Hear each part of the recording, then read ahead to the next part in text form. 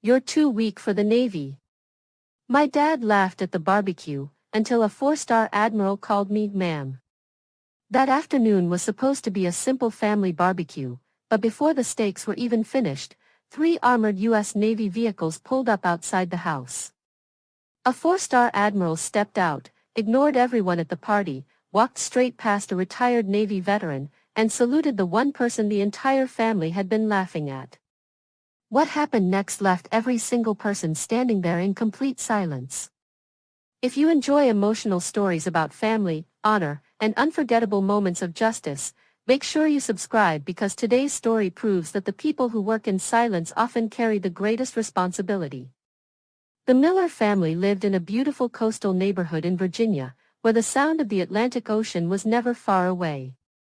It was one of those warm Saturday afternoons that seemed perfect for a backyard barbecue. Friends, relatives, and neighbors filled the backyard with laughter while the smell of grilled steak drifted through the air. Robert Miller stood proudly behind the grill with a pair of metal tongs in his hands.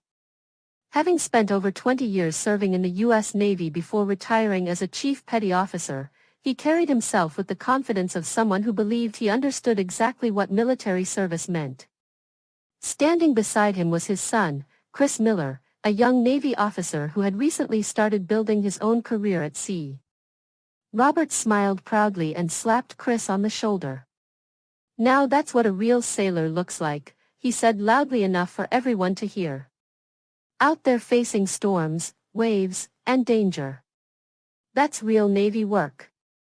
The guests nodded in agreement. Chris smiled awkwardly, enjoying the praise but saying very little. A few feet away, sitting quietly beneath the shade of a tree, Sarah Miller barely looked up from her laptop. She wasn't eating. She wasn't socializing. Her fingers moved quickly across the keyboard as several encrypted military reports remained open on the screen. She had received multiple secure notifications throughout the afternoon, but she continued working without disturbing anyone. Robert noticed her and shook his head with obvious disappointment. "There she is," he laughed. Several guests turned toward Sarah. "Our family's office worker." A few people chuckled. Robert continued. "Sarah always says she's in the Navy, but don't let the uniform fool you. She works behind a desk all day." More laughter spread through the backyard. He pointed toward Chris. "This is what the Navy needs." Then he pointed toward Sarah. "Not girls hiding in headquarters pushing paperwork." One of Robert's old Navy friends laughed. "So what exactly do you do all day, Sarah? Organize filing cabinets?" Another guest added. "Maybe she keeps everyone's coffee orders organized." The group laughed even louder. Sarah slowly lifted her eyes from the laptop. She looked at her father. Then at everyone else. For just a second, it seemed like she might defend herself. Instead, she simply smiled politely. No comment. She lowered her eyes and continued typing. Years of military discipline had taught her something many people never learn. Not every insult deserves a response. Some truths reveal themselves when the time is right. Robert mistook her silence for embarrassment. He shook his head. "I always wished she would have chosen a real Navy career." Chris quietly glanced toward his sister. He knew she couldn't talk about her work. Every time anyone asked what Sarah actually did, she gave the exact same answer. "I work at headquarters." Technically, it wasn't a lie. But it certainly wasn't the whole truth. In reality, only a handful of people in the entire country knew Sarah Miller's actual position. Even many senior officers had never met her in person. Because people like Sarah didn't seek attention.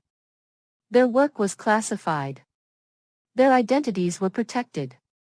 And their success was measured by disasters that never happened. Backyard conversations continued. Children played. Music drifted through outdoor speakers. Nobody noticed the sound at first. A low rumble echoed from the end of the street. Then another. Heads slowly turned. 3 black armored government vehicles rolled into the quiet neighborhood. Each vehicle carried the official seal of the United States Navy. The music stopped. Conversations faded. Every guest stared toward the street. The vehicles came to a smooth stop directly in front of the Miller house. The rear doors opened almost simultaneously. Armed naval security personnel stepped out first, scanning the area with calm professionalism. Then, a tall officer wearing 4 stars on his shoulders exited the center vehicle. Admiral William Davis. One of the highest-ranking officers in the United States Navy. Robert's eyes widened. His face immediately lit up with excitement. Oh my goodness! Without thinking, he hurried across the yard. His back straightened instinctively.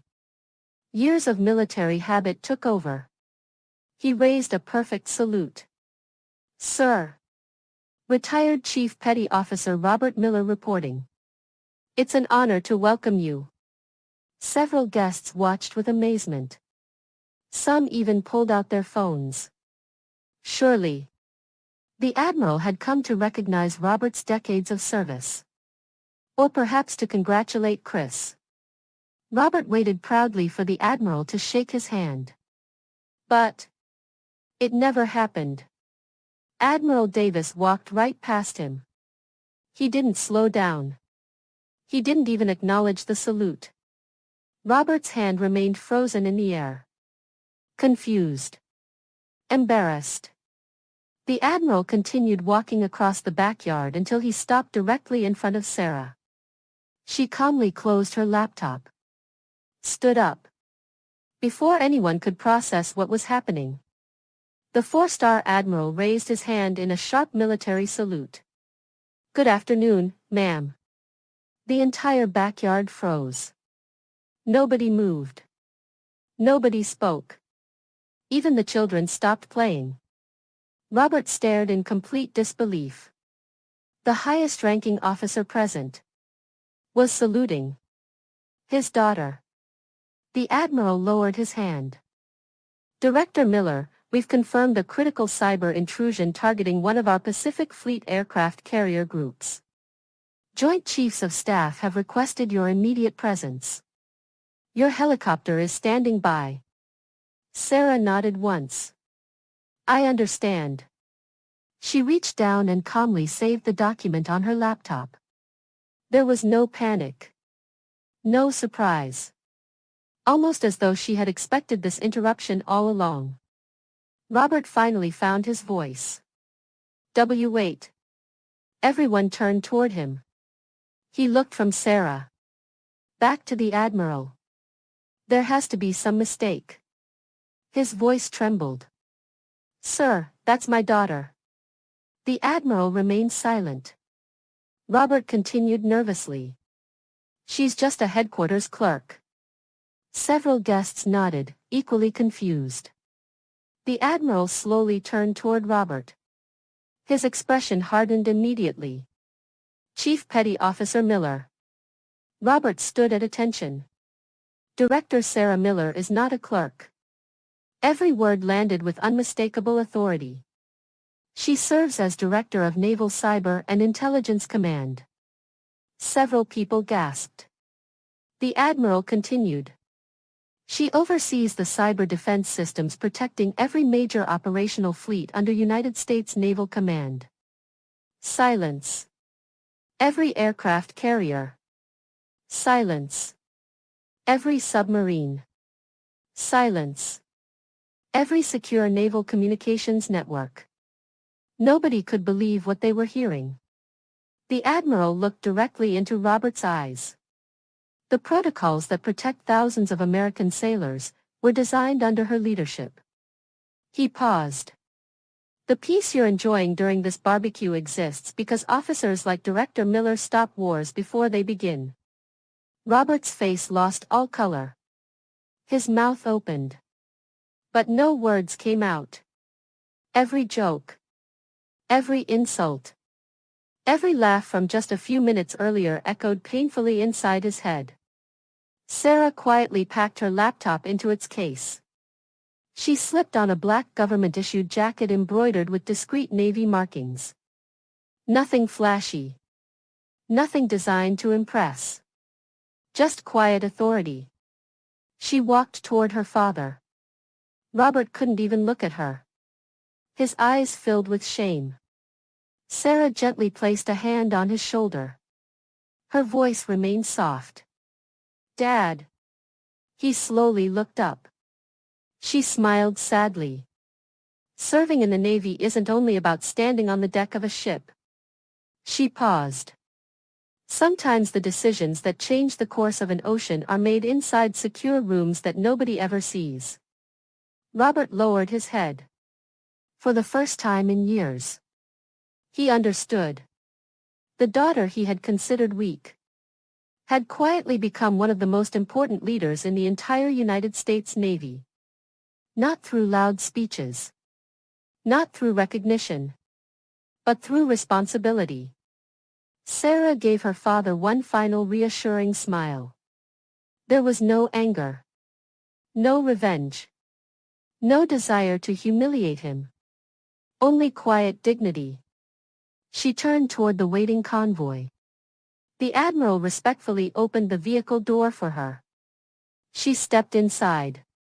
The convoy slowly pulled away from the house. Robert remained standing in the driveway long after the vehicles disappeared. The smell of barbecue still floated through the backyard. But no one felt like eating anymore. The laughter was gone. The jokes had vanished.